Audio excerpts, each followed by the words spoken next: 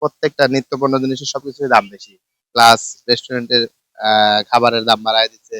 আবার মনে করেন বাজারের সব জিনিসের দাম বাড়ায় দিচ্ছে। আমাদের তো স্যালারি কোনো কিছু বাড়ে না। বিগত সরকারের আমলে যা আসছিল এখন বর্তমান সরকারের আমলে যে চাউল খাইতাম ৩৫০০ টাকা বস্তা, এখন ৪০০০ টাকা বস্তা। নিত্য পণ্য জিনিস যেগুলা আছে তেল সহ সবকিছুর দামে বাড়ছে।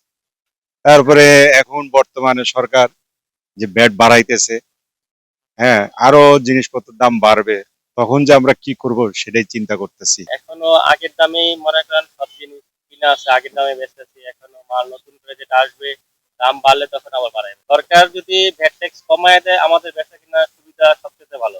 আর এখন মনে করেন সব জিনিসেই দাম বেশি, আমাদের কাছে অযুক্তি মনে হয়, কারণ এত জিনিসের দাম বর্তমানে কমানোর কথা আরো বাড়াইতেছে। সরকারেরও কিছু করার থাকে না, কারণ সবকিছু যদি সরকারই বহন করবে তাহলে কেমনে হয়? এখন দেশ এরকম দেওয়ালিয়া করে থয়ে গেছে, এখন তো সরকার এটা করতে বাধ্য। বিক্রি তো আগের দামই হচ্ছে, কিন্তু কেনা দাম বেড়ে গেছে, এজন্য আগের কাস্টমার তো আর বাড়াতে চাচ্ছে না, এজন্য আমাদের আগের দামে বিক্রি করতে হচ্ছে। এখন আস্তে ধীরে আবার স্বাভাবিক হবে দামেই আর কি, এটার আশায় আছি। এখন তো আগের দামেই বিক্রি হইতেছে, লাভটা কম হইতেছে। ভ্যাট এইভাবে বাড়লে তো আর ব্যবসা চালানোই যাচ্ছে না এইভাবে, এখন খুব কম লাভ। কাস্টমারদেরও কিনতে অসুবিধা হচ্ছে, যে বেশি ৫০ টাকা ১০০ টাকা প্রত্যেক মালে ১ সপ্তাহ ২ সপ্তাহ পরেই দাম বেড়ে যাচ্ছে।